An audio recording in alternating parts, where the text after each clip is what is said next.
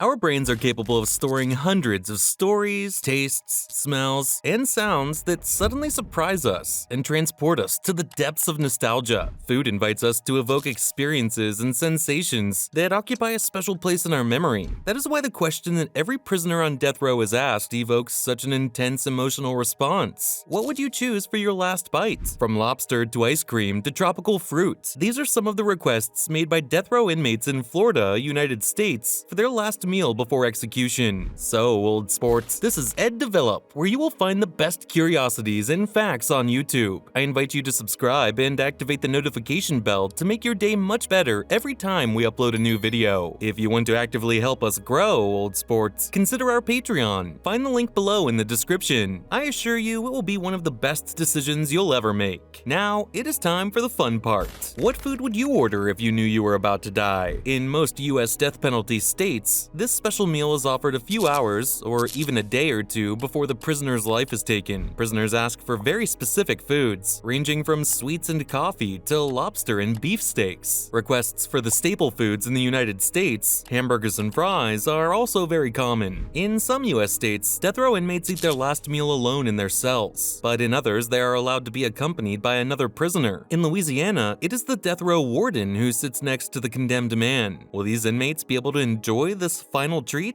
Probably not, especially if the companion is a stranger. But if you have committed a heinous crime, you have little choice. According to some US media reports, the origins of this last meal in the country date back to 1924, and it was in Texas prisons that it was introduced. A little more bizarrely, the decision to abolish the special meal has its roots. Shortly before the notorious white supremacist Lawrence Brewer was executed by lethal injection in 2011, he ordered 2 steaks, a triple cheeseburger, a cheese omelet, a large bowl of okra, 3 fajitas, a liter of ice cream, 500 grams of grilled meat, and a half a loaf of white bread. He did not eat a single bite. The gesture was interpreted by politicians as a mockery, and since then, prisoners in Texas have been offered the same canteen food as other inmates. For one thing, they all pay, and no wonder. Do you find this subject unbelievable? Then I invite you to like this video, and if you have a colleague who loves this kind of curiosity, old sport, share this video with them. Now, let's talk about these inmates who have made some unique requests. I assure you, you will not be disappointed.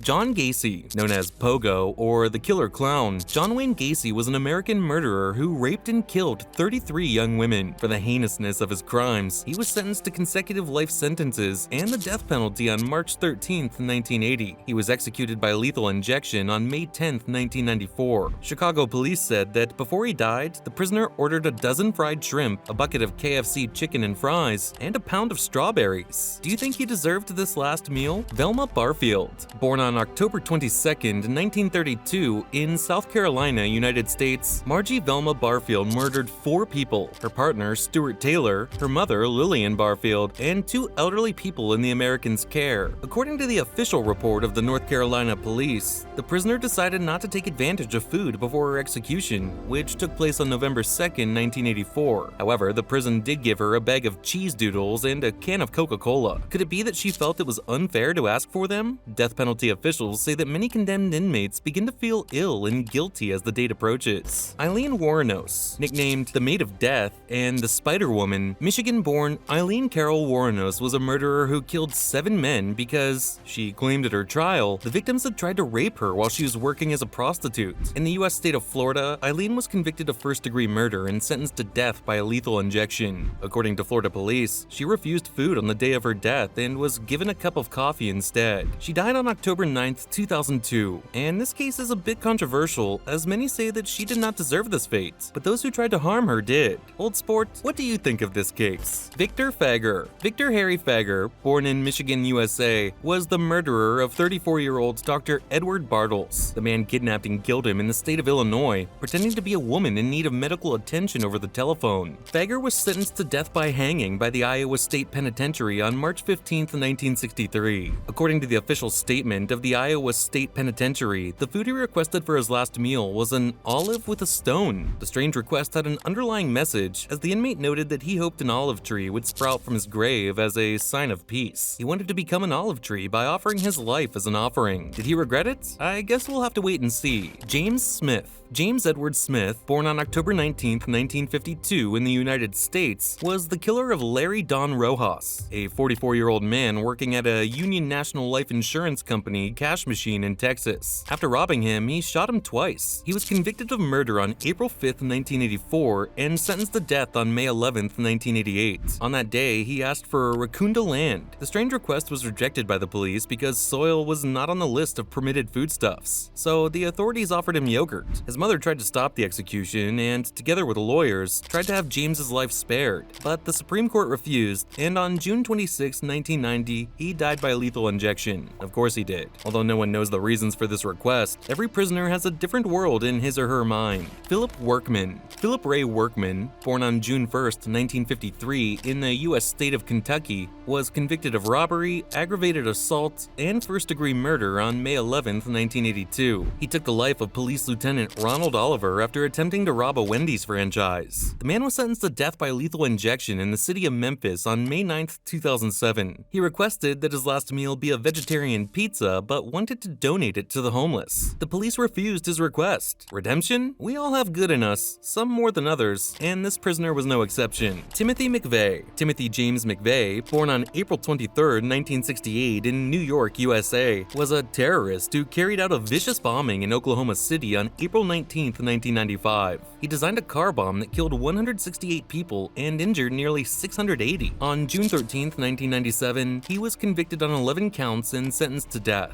His last meal was 2 tubs of Ben & Jerry's mint chocolate chip ice cream. Many feel that wishing this on a man who committed a massacre is more of an insult than anything else. What do you think? Let us know in the comments. The debate is still open between those who argue that the last meal is about caring for a person, no matter how much harm he or she has done, and those who believe that the only purpose of this tradition is to humiliate and worsen the wait for a person about to be executed. But it exists, and in many places, it is not a topic of discussion. I invite you to tell us what you think about this measure that is taken in many places. Thanks for making it to the end of this video. Let us know what you think in the comments, and tell us what experiences you have had with justice, or what topic you'd like us to cover in a future video. Old sports, don't forget to subscribe to the channel for more content. See you next time.